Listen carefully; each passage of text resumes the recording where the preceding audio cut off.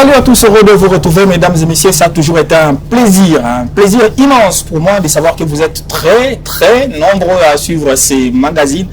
Level Up, nous allons toujours aller un peu plus haut, pour vous permettre d'en savoir un peu plus sur l'évolution de l'actualité sportive ici en République démocratique du Congo. Nous restons d'abord sport et encore et toujours, d'autant plus que nous sommes appelés aussi à diversifier un peu la matière dans cette émission. Aujourd'hui, nous allons spécifiquement parler football avec un invité sur ce plateau. Avec lui, nous allons bien sûr nous attarder, comme je le disais tantôt, sur le football. Il s'appelle M. Ben Kenge. Il est expert en gestion, réforme et management des institutions sportives. Donc, allez-y comprendre que c'est un statut qui nous permet de fouiller, de savoir un peu plus sur ses études, sur son évolution et sur ce qu'il pense de la pratique du football et son évolution ici en République démocratique du Congo. M. Ben, heureux de vous savoir parmi nous. Bienvenue. Merci, M. Valdo, et merci à tous les téléspectateurs et téléspectatrices. Et je suis heureux d'être sous vos projecteurs. Allez, sentez-vous à l'aise, c'est plutôt vous qui avez de la matière. Nous sommes à la quête de la matière, donc vous allez certainement nous en fournir suffisamment. Nous allons d'abord chercher, comme je le disais, à savoir un peu plus, parce qu'un expert en gestion, réforme et management des institutions sportives, c'est une race rare à trouver ici en République démocratique du Congo. Vous avez fait vos études où, si je me permets? Voilà, M. Ben est d'abord licencié en éducation physique à l'IPEN. Ah bon? Et je suis licencié en économie.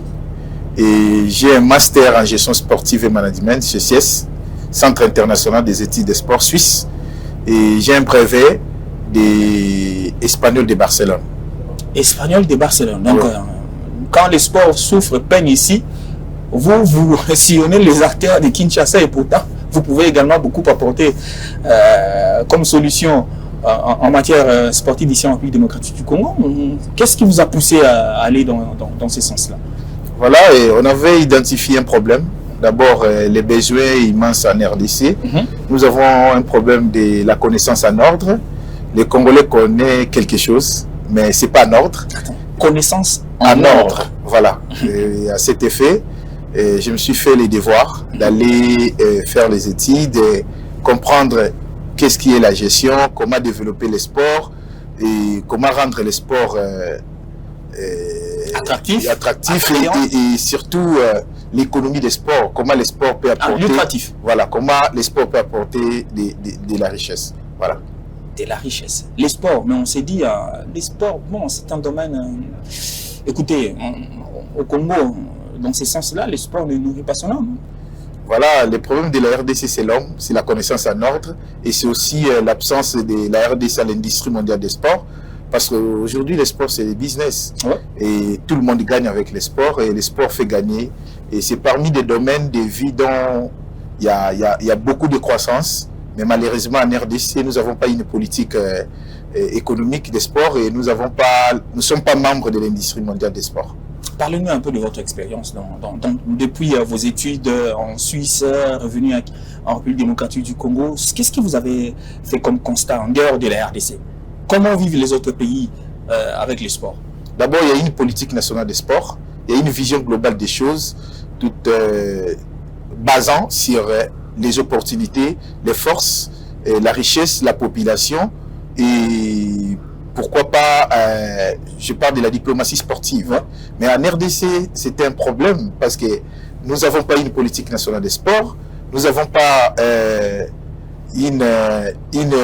un projet, voulais-je dire, du développement des sports, nous n'avons pas une vision, nous n'avons pas de sponsors, nous n'avons pas l'économie des sports. Donc il y a beaucoup de choses qui manquent en RDC pour que nous puissions prétendre avoir l'économie des sports. Beaucoup de choses. Et pourtant, vous, en tant qu'homme, vous êtes là également. Autrefois, vous étiez très sévère envers la gestion du sport. Aujourd'hui, on sent que cette dynamique s'est tuée à petit feu. Et pourquoi donc? Aujourd'hui, il y a un ministre qui a une vision. Et Excellence Didier Boudimbo, que je salue. C'est quelqu'un qui vient de lancer la diplomatie sportive.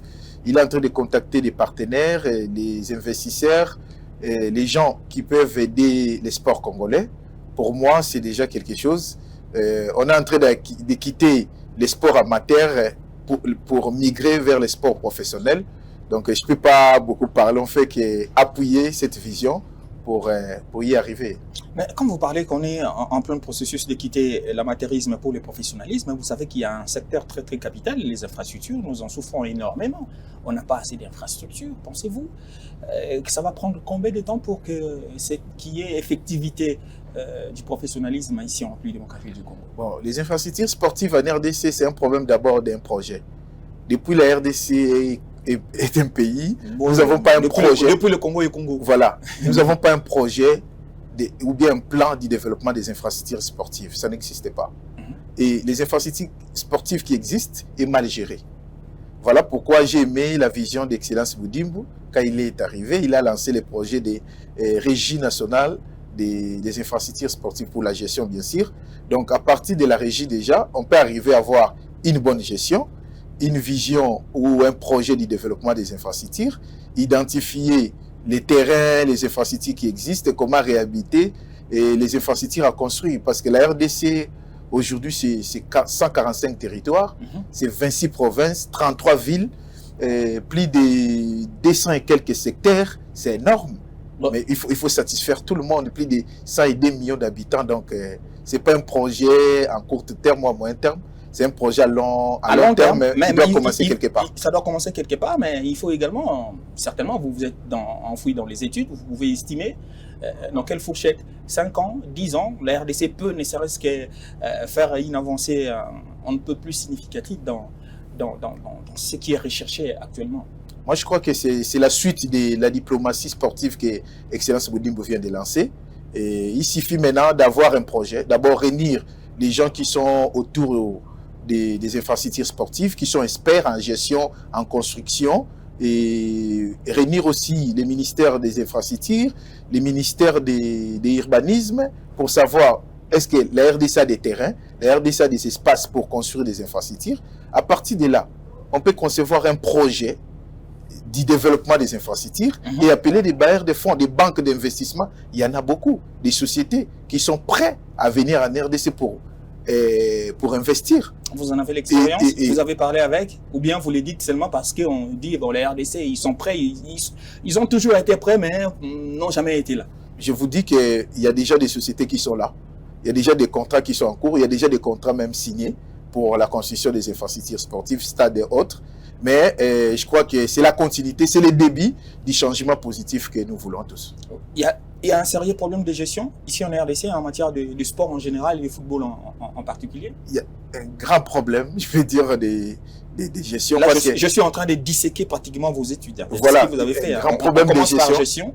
Et puis on va aller. La gestion n'est pas déclarative, c'est pragmatique. Qui sont les gestionnaires aujourd'hui? Dites-les nous. Moi, je ne sais pas grand-chose. Ce sont des gens parachutés, ce sont des gens qui n'ont pas la connaissance en ordre. Qui doivent gérer la chose sportive? Celui qui doit gérer, c'est celui qui a l'information, celui qui a la formation et celui qui a une vision. Est-ce que vous êtes informé? Est-ce que vous avez la formation de la gestion? Est-ce que vous êtes compétent? Est-ce que vous êtes sportif? Est-ce que vous avez un carnet d'adresses? Est-ce qu'aujourd'hui, avec le problème de la RDC, vous avez des solutions? Est-ce que sur le plan réseautage, vous avez quelqu'un? Est-ce que vous pouvez aller chercher des solutions par rapport aux problèmes identifiés? C'est ça des questions à poser. Mais ça fait près de 4 ans que la RDC est sous normalisation. On parle de football, on reste dans le football. La FECOFA est sous normalisation, donc c'est une gestion à problème. Donc c'est un peu alambiqué, ça risque d'être compliqué. Moi, je crois que le problème des sports congolais, c'est la CAF et la FIFA. Le football. Qui ont fait quoi? Quelque part, les désordres qui s'organisent, c'est quelque chose qui est entretenu. Qui est entretenu par la CAF et aussi par la FIFA. Selon vous, qu'est-ce qui devait être fait pour nous sortir un peu de cette léthargie qui gangrène autour de la gestion du football? Quitter les états d'âme, organiser les élections, que les compétents soient là, les gens qui ont une vision, les gens qui ont un projet par rapport au Congo, et les gens qui sont capables aussi de remédier aux problèmes identifiés et les problèmes qui ne sont pas encore identifiés. C'est ça les problèmes. On a comme l'impression que ceux qui ont géré hier doivent revenir parce que l'avenir ne nous accorde pas assez de crédit à ceux qui doivent venir et ils ne les laissent pas comprendre que réellement ils veulent la chose, ils doivent venir pour essayer de changer un peu la gestion. suis pas pour, je suis pas contre. Donc, il suffit de voir qui est compétent pour les sports ou bien le football congolais. La compétence rime à quoi, selon vous? La connaissance, l'information et surtout la volonté, une vision de la chose. La vision, mais c'est des théories un peu, bon, les théories acquises, mais attention, dans la gestion, dans l'exécution, dans les pratiques, pragmatiquement parlant, il y a aussi un monde à découvrir. Parce que de la théorie à la pratique, il y a quand même un chemin à parcourir. Ouais, et pour pratiquer, il faut d'abord connaître, avoir des règles. Et dès quand je parle de la vision, par rapport au football congolais, la vision c'est quoi? C'est comme, c'est un corps qui est malade et vous voulez guérir ce corps-là. Qu'est-ce qu'il faut faire? Il faut commencer par diagnostiquer, il faut commencer par les examens, comprendre qu'est-ce qui se passe. Diagnostiquer. Et après, sinon ironé bien sûr, et après, appliquer des remèdes qu'il faut. Ah, vous dites diagnostiquer, faire des diagnostics non erronés. Voilà. Parce que même dans certaines sciences, on sait que certaines choses sont le fruit des tâtonnements, des essais, voilà, pour arriver à solutionner. Le problème des suppositions. Par exemple, un médecin peut vous dire comment tu te sens. Nayoki mutupa si libumu, ça peut être la malaria. Mais c'est pas vrai. Même Moussou Satindo que ça l'examen. Moussou Satindo que ça l'examen. Voyez, parce que c'est la malaria. Mais le problème de la RD, c'est quoi? On traite les symptômes et non la maladie. Pourquoi? La connaissance. Faudra-t-il des anges?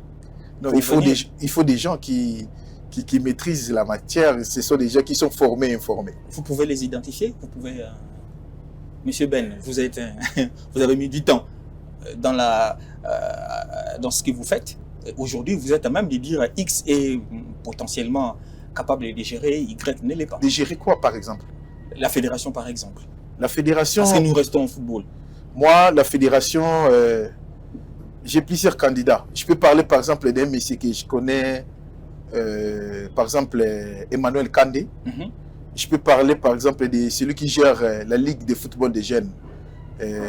Zéphir Kandé. Et je peux parler, par exemple, des...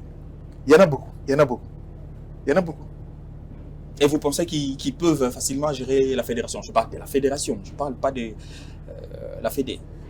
Ce sont des gens qui sont compétents, qui ont une vision, et dont il suffit d'avoir une bonne équipe autour, et ils vont gérer. Le football congolais ou le sport congolais exige une très grande réforme, en commençant par ses animateurs. Pensez-vous quoi faire pour faire asseoir une nouvelle dynamique dans la gestion ici en RDC? D'abord, il faut passer par la formation, parce que le vrai problème du football congolais, c'est l'homme. Des sports en général même, c'est l'homme. Ouais, bon, l'homme, c'est un acteur voilà, indispensable. Le vrai problème des sports congolais, c'est l'homme. Il faut d'abord former l'homme-là. Former l'homme à quoi? À la moralité, moralité, à la gestion, patriotisme, la gestion, l'administration. Parce que je peux vous dire, il y a des gens qui sont aussi compétents, mais qui ne sont pas patriotes. Le patriotisme rime à quoi? Celui qui est patriote ne va pas détourner. Celui qui est patriote ne va pas favoriser ses frères et sœurs. Celui qui est patriote ne va pas entrer dans les mafias. C'est quoi là? Quand vous dites la mafia, mais c'est compliqué. C'est des deals, on dit, hein, c'est des combines, des transferts. On dit, bon, prête-moi ton joueur, écoutez, je vais faire ci, je vais faire ça. Voilà, par exemple, là, le processus électoral est en train de tirer en longueur pour des raisons qui ne tiennent pas la route. Maintenant, tous ces mondes-là, qu'est-ce qu'on va faire avec? La FIFA doit prendre ses responsabilités, la CAF. Et la part de la RDC, c'est quoi? Parce que pendant les conflits au sein de l'AS Vita Club, nous avons quand même vu les ministres également s'investir pour essayer d'apporter une certaine solution. Mais aujourd'hui, au niveau de la FECOFA, on sent que l'autorité du pays s'est réduite en simple observateur. Non, il n'est pas observateur. Le problème de la FECOFA, ce n'est pas un conflit entre les Congolais. Ce sont des intérêts de la CAF et de la FIFA. Et quand le ministre va interférer, qu'est-ce qui va se passer? La RDC sera suspendue comme Congo-Brazzaville. Le ministre, c'est un politicien, mais qui est bien entouré aussi, il y a des techniciens. Donc, pour dire que le ministre va intervenir quand il faut, mais pour l'instant, il doit rester prudent pour ne pas aussi avoir les statuts de quelqu'un qui va interférer dans les problèmes de football. Parce que c'est un peu indépendant par rapport à l'organisation et par rapport à sa gouvernance. Vous ne savez pas que c'est devenu une faiblesse. Ça s'apparente à une faiblesse. Parce qu'on les laisse faire, ingérence, ça a toujours été ainsi et ils se prennent pour des demi-dieux. Non, moi je ne crois pas que les ministres se laissent faire, mais il y a des lois. Les ministres agissent toujours selon des lois et les textes réglementaires de la République. Et je crois que les ministres sont en train de suivre tout ce qui est textes légaux. Voilà. Venons-en au management. Vous connaissez celui qui a longtemps géré la fédération, pendant près de 18 ans. Vous l'avez connu? Costaud Marie, oui. C'était quoi sa manière de gérer? Moi, je crois que le Congo a perdu un monsieur, au-delà de ses erreurs. Moi, j'étais chez les présidents des CIES, des TAS, pardon, et tribunal arbitral des sports, dont j'ai fait mon stage. Aujourd'hui, je viens d'être nommé consultant de son bureau. Au TAS? Oui. Et je vous dis, M. Marie, au-delà de ses erreurs, le Congo a perdu quelqu'un. Parce que ce n'est pas chaque jour qu'on aura un président de la CAF, quel que soit intérimaire, quel que soit élu. C'est difficile d'arriver là. Et on avait Omari. Et ce genre de personnes, ce sont des gens à protéger, ce sont des gens à soutenir, ce sont des gens qu'il ne faut pas perdre. Mais nous avons fait l'erreur de perdre Omari. Maintenant, nous avons Bessine qui arrive comme 5e vice-président. Nous avons un Boudimbo qui est là comme ministre. Je conseille à tous les Congolais de ne pas perdre ces gens-là. Maintenant, est-ce qu'il n'y a pas quelqu'un qui pourra faire mieux que la gestion d'Omari? Peut-être moi. Hein. Peut-être moi. Mais vous êtes loin de la Fédé. Moi, quand je parle, je vois autour de la fédération, vous n'êtes pas à la Ligue. La foot ne vous dit rien. Et puis, les élections au niveau de la FECOFA, je ne vous ai jamais entendu dire que vous serez candidat. Je ne sais pas, à moins que vous nous surpreniez. Pensez-vous?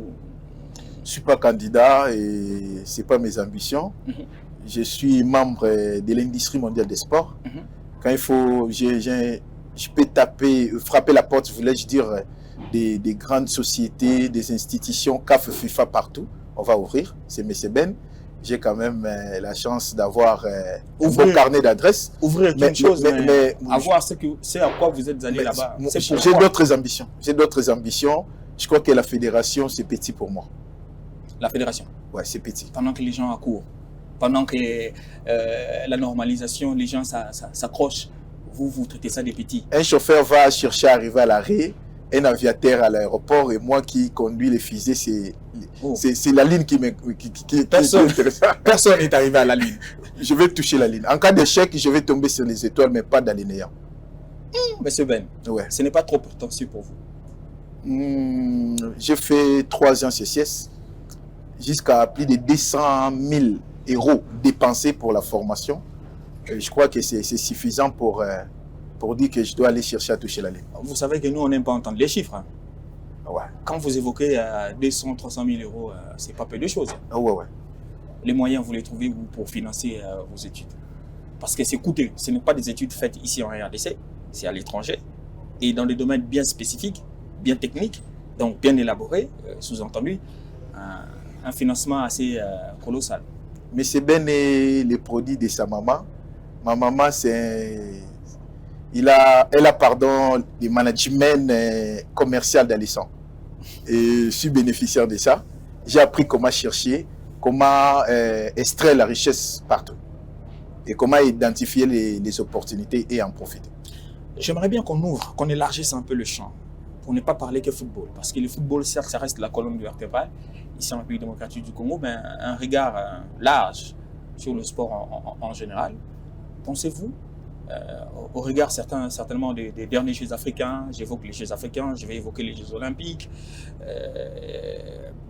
dernière Coupe du Monde, la prochaine en perspective, et la RDC est sur une très bonne dynamique. Qu'est-ce qui doit être fait pour que le sport congolais puisse comptabiliser les résultats? Parce que tout ce que vous avez dit là, tout ce que nous disons ici, c'est des théories, conflits, élections, gestion, problème de compétences, incompétences à gauche et à droite. Mais les pays en souffrent énormément. Les résultats ne suivent pas. Qu'est-ce qui doit être fait pour qu'on en arrive à compter, comptabiliser, participer dans des compétitions et savoir que c'est M. Ben qui il va nous ramener la médaille? Moi, je crois que ce qu'il faut faire, c'est ce que déjà les ministres font au niveau du ministère des Sports. S'il faut ajouter quelque chose... Non, dites-le nous, on est à la télé. Hein. Oui, c'est ce que les ministres font. Les Congolais ne savent pas les étayer l'un après l'autre. Mais vous pouvez nous les dire hein, pour qu'on soit quand même précis. D'abord... Il fait quoi, M. Boudimbo? Il fait quoi? Près d'une année déjà de gestion. Qu'est-ce qu'il a fait? Non, on va parler d'abord de quelques étapes. On commence par l'administration. À l'époque, l'administration des sports était quelque chose qui n'existait pas. Parce que les ministres, il y avait un conflit. Il n'y avait pas l'homogénéité entre les cabinets des ministres et l'administration. L'administration existait, mais les ministres outrepassaient. Et les ministres qui sont passés, ils ont rendu l'administration très très faible. Même les fédérations ne respectaient plus l'administration. Aujourd'hui, les ministres viennent de réhabiliter les pouvoirs de l'administration. Il y a l'homogénéité, les projets passent par là, il faut passer par l'administration pour être validé. C'est d'abord ça. Deuxième chose, il a réchauffé des relations avec d'autres institutions. Comme quoi? Par exemple, d'autres ministères. Je parle des ministères les ministères des Affaires étrangères, ministère des budgets, ministère des Finances. Aujourd'hui, tout le monde est payé. Il y a la facilité. Aujourd'hui, tout le monde voyage. Aujourd'hui, tout le monde a la facilité d'avoir son passeport de service. Aujourd'hui, tout le monde a la facilité d'avoir un visa au niveau de l'ambassade. Pourquoi? Parce qu'il a réchauffé des relations. Il a travaillé autour de l'administration. Il a travaillé avec ses partenaires. Et le CG, aujourd'hui, est très, très respecté. Et il travaille dans les conditions, je peux dire, politico-administratif qu'il faut, si le plan travaille. Bien sûr, il y a des difficultés, il y a des choses qu'il faut arranger. Et Boudimbo n'a pas des bateaux de Moïse pour dire que tout va changer directement, mais les choses ont changé. On a déjà quitté le point de départ. Les choses ont changé, notamment la gestion du stade des Martyrs. Bon, je parle de l'administration. Oui. Deuxième chose, je vais parler compétition. La RDC n'a jamais organisé une compétition, par exemple, une Coupe d'Afrique. Mais on vient d'organiser Coupe d'Afrique avec handball. On vient d'organiser la compétition avec des boxeurs. Le championnat d'Afrique de boxe. La Coupe d'Afrique de handball. Donc bientôt, on est candidat pour la CAN, on est candidat pour la AN Event, on est candidat peut-être pour les Jeux africains, on est candidat pour les Jeux de la jeunesse, on est candidat pour les Super Bowl. Donc, ouais, il y a beaucoup de choses sur les plans compétition. Et la RDC aujourd'hui, sur les plans, je parle de la performance de nos équipes nationales. Aujourd'hui, tout le monde est qualifié. Il faut commencer par les léopards seniors. On est qualifié à la CAN, léopard event, les léopards handball, les léopards boxe. Aujourd'hui, le football ou bien le sport congolais est en train de porter beaucoup de fruits par rapport à l'organisation. C'est quoi son impact ou l'impact de l'actuel locataire du ministère des Sports dans tout ce que vous êtes en train de dire? Accompagnement, l'ordre, vision et un projet clair. Qui s'est défini comment ce projet? C'est peut-être les temps, c'est peut-être qu'il est là, peut-être les étoiles s'alignent sous son mandat et voilà, lui, il en tire profit. Pour que les étoiles s'alignent, il faut être en ordre avec la loi divine. Mais la problématique des financements de toutes ces équipes nationales aussi. Les financements. Auparavant, les events gagnaient combien? Des 500, des 300 $. Des I-17, les enfants. Papa, nous sommes en charge. Là, je dois parler parce que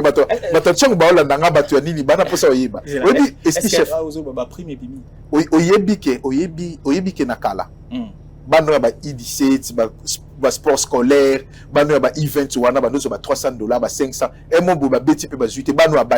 Aujourd'hui, ce n'est plus le cas. Montunio, c'est un léopard. Azala, un léopard au Bétagaya Bill. Si vous avez un léopard représenté Congo, vous avez pris. Athlète au bakendaki Jeux olympiques où il y a Bassi basombi la bomba vélo Maliboso athlète a kenda ba compétition a plus de 13 000 $. Les paralympiques, les paralympiques a plus de 13 000 $. Athlète paralympique a une préparation en Europe. Oh, tu as une équipe à handball, bah ça là des stages en Europe. Donc, as un ministre et à football. Ces stages-là, c'était pas pour les comptes de la fédération, c'était pour les comptes du gouvernement congolais. Le gouvernement a financé. Oui, c'est le gouvernement qui a financé. En plus, à Longo déjà ministre, pour tout ça qui n'a pas ministre à football. Aujourd'hui, c'est les ministres des Sports. C'est le premier ministre des Sports au Congo aujourd'hui. Parlons un peu de la gestion. Bon, c'est vrai, les résultats, bon, on ne sait pas quand les Léopards U20 sont qualifiés à la CAN. Les U15 on participe également à leur compétition. On a les Léopards dames qui vont participer à une autre compétition. Le CHAN également, la CAN chez les seniors également. Bientôt, la Coupe du Monde. La dynamique sur la Coupe du Monde est déjà en marche. On s'est dit, il ne reste que peu de choses pour finalement renouer 50 ans après à cette phase finale de la Coupe du Monde. Ça sera de l'apothéose. Mais écoutez, ce n'est pas encore fait. En attendant, il faut beaucoup s'investir encore. Il faut croiser le doigt parce que c'est souvent en dernière minute. C'est souvent lors des dernières rencontres qu'il se passe des choses. Voilà pourquoi je vais regarder la caméra. Pour dire quoi? Pour dire un message au président de la République. Oh. Monsieur, son Excellence, Monsieur le Président de la République, avec tous les respects que je vous dois, je me fais les devoirs comme un Congolais, expert en formation et en expérience sur le plan des sports. Nous avons eu la chance d'avoir un ministre architecte pour la première fois à la tête du ministère des Sports, à la personne de M. Boudimbo. Je vous prie de nous laisser M. Boudimbo comme ministre des Sports, et 50-10 ans plus tard, le Congo va gagner la Coupe du Monde. Merci. Monsieur Ben, ça c'est bon, ça c'est votre demande. Hein. Écoutez, j'espère que le message est passé. Vous savez pourquoi j'ai dit ça? On dit... Dites-le nous. L'action politique doit être comme une sage femme qui aide une société à mettre au monde les meilleurs avenirs possibles, avec des rôles, de sauver la mère et l'enfant. La mère, c'est le sport. L'enfant, ce sont les athlètes et les sportifs. Aujourd'hui, le sport est en train d'évoluer. Les sportifs sont à l'aise avec la gestion et la gouvernance d'Excellence Boudimbo. Donc moi, je peux dire que comme femme sage des sports congolais, il mérite d'être là. Sinon, auparavant, c'était quoi? C'était de morner, de césarènes, des projets qui commençaient, mais qui n'avançait pas. Mais aujourd'hui, c'est autre chose. Vous savez qu'aujourd'hui, autre chose, certes, dans l'ensemble, c'est bon, mais il y a aussi certains éléments où il faut qu'on évoque en se regardant en face. Monsieur Ben, vous le savez si bien, hein, que par exemple, la gestion du stade des Martyrs pose problème hein, en termes de la prise en charge. Ça pose problème plus d'une fois. Je vous informe que le ministre, c'est un visionnaire. Quand il est arrivé, au-delà de nommer quelqu'un qui a les capacités de gérer le stade des Martyrs, et il a lancé un projet dont le gouvernement doit prendre en charge le stade des Martyrs. Parce qu'aujourd'hui, le stade ne peut pas recevoir d'autres activités que les activités sportives. Mais avec ça, on ne peut pas gérer l'institution comme stade des Martyrs. Mais Kokombo la stade. Combien de travailleurs? Kokombo la stade. Au foot, puis stade de Batouakota, sous tes matchs à Vita Imana, c'est 1000 personnes. S'il vous plaît. Il y a la pub autour du stade. La pub, on est Noël. Et ça, c'est mensuel. Fin du mois, ils ont Noël. En plus, la publicité, déjà baléa. Mais comme contrat, vous êtes obligé de reconduire le contrat Natina Soukanango. Vous avez un bateau parce que le gestionnaire a Kalaliaki. Allez, vous avez un bateau. Le gestionnaire a Sika, vous êtes obligé de créer richesse. On crée un nini pour balayer déjà richesse. Maintenant, il faut l'État Atika stade à recevoir l'activité Moussousou. Ou il y a des recettes. Mais ce n'est pas le cas aujourd'hui. Voilà pourquoi le ministre a initié un projet dans le gouvernement. Au moins, gestion un stade en charge. Et le ministre a un projet à mon bengi régie. Ce qui est régie, comme il y a la société où il y a un stade dans Congo, et il y a frais de fonctionnement, il y a un partenaire, il y a une politique et la gestion, je crois que la situation est la remédier rapidement. C'est un peu ça. Parlons un peu de la performance, parce que c'est aussi un des secteurs où vous avez beaucoup de maîtrise. La performance. Comment s'organise une performance si on peut rester qu'en football d'abord? Par exemple, aujourd'hui, quand on évoque la qualification des Léopards U20, quand on évoque la qualification des Léopards CHAN, quand on évoque la qualification des dames, quand on évoque la qualification des Léopards seniors, c'est des choses qui s'alignent comme ça sur base d'une certaine performance. Comment est-ce que la RDC en est arrivé là, selon vous? La performance, d'abord, c'est les résultats des têtes. Première tête, c'est la formation à long terme et à moyen terme, par exemple, avec d'autres pays. Il y a des projets des académies et des centres, dont on sait, par exemple, dans 5 ans, mais dans 10 ans, la RDC doit participer aux Jeux Olympiques. Ce qui n'est pas le cas pour nous. Ce qui n'est pas le cas pour nous. Ça n'a jamais été. Voilà. Et deuxième tête, c'est... l'improvisation. Pas l'improvisation, mais l'utilisation des athlètes qui sont là. Parce que l'entraînement, la préparation... Génération spontanée. Et qu'est-ce qui se passe? La performance, c'est les résultats des entraînements.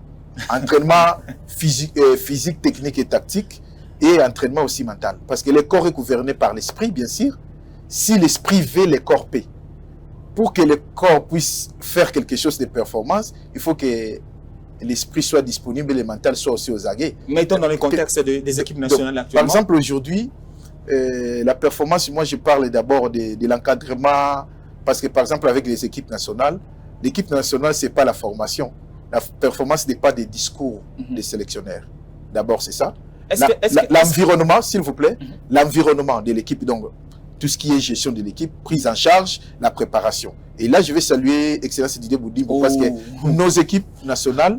Encore lui. Oui, nos équipes nationales aujourd'hui, il n'y a personne, même j'ai suivi les messieurs là, les capitaines des Léopards, il a dit... Sa Chancel ou Arthur Maswakou? Arthur Maswakou, je crois. Il a dit qu'aujourd'hui, c'est plus comme avant. Quand je viens, je sais que je serai bien logé, je vais bien manger, je vais voyager dans les conditions, je vais bien préparer les matchs et mon devoir, c'est bien jouer et gagner. Donc, la performance dépend aussi de l'organisation autour de l'équipe nationale et les discours du coach.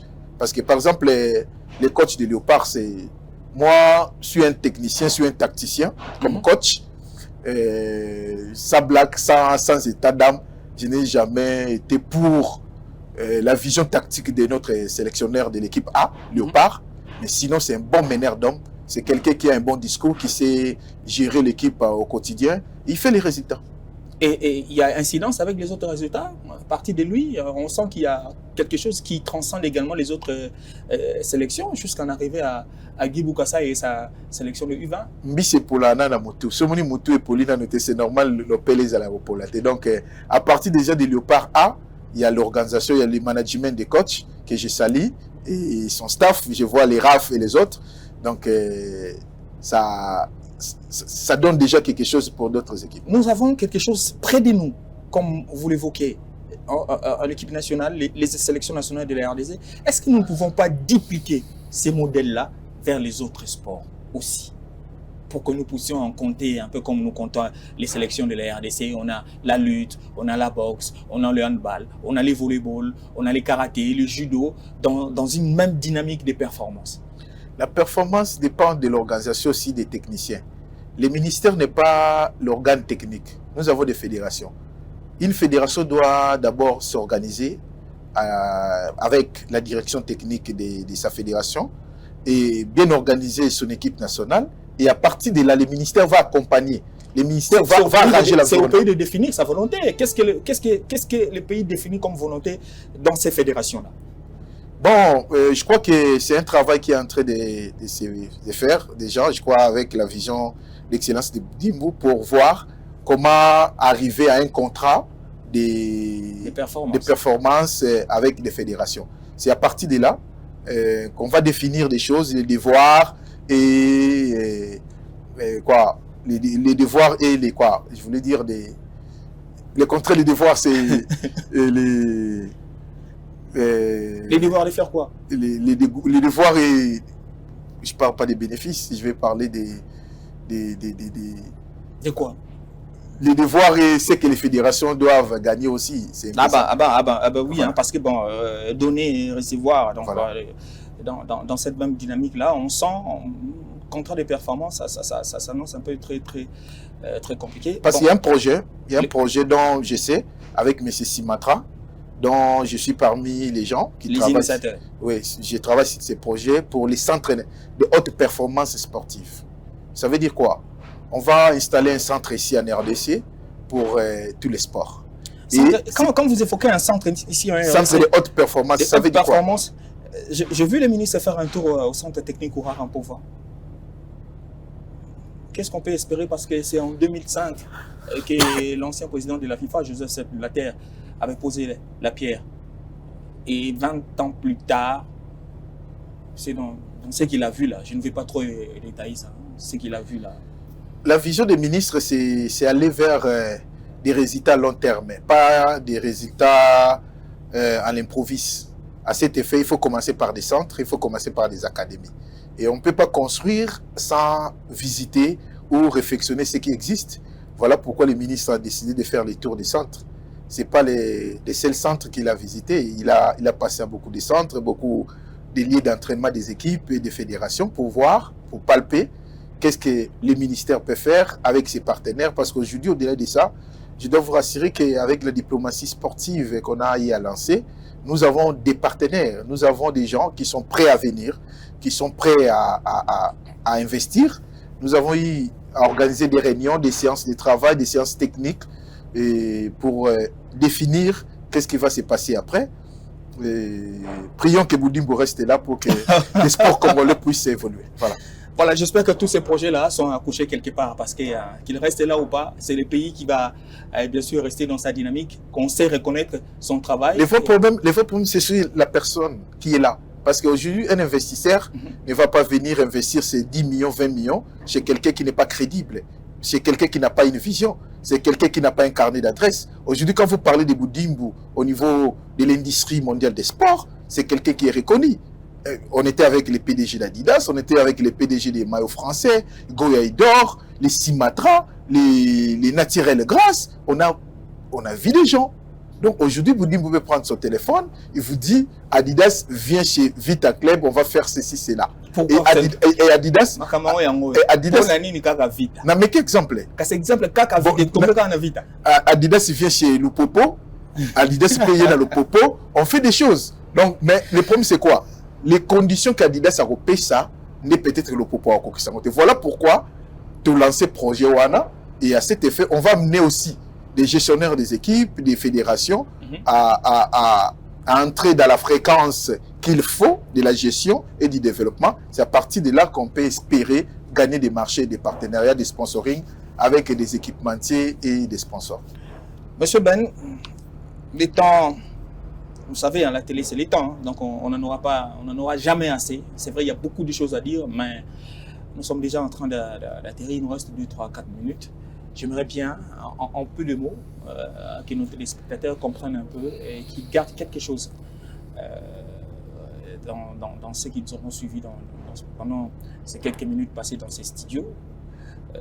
L'avenir du sport congolais en général, pensez-vous dès aujourd'hui, sous la gestion actuelle, pensez-vous qu'on est assis sur des bases à même de tenir pendant combien de temps?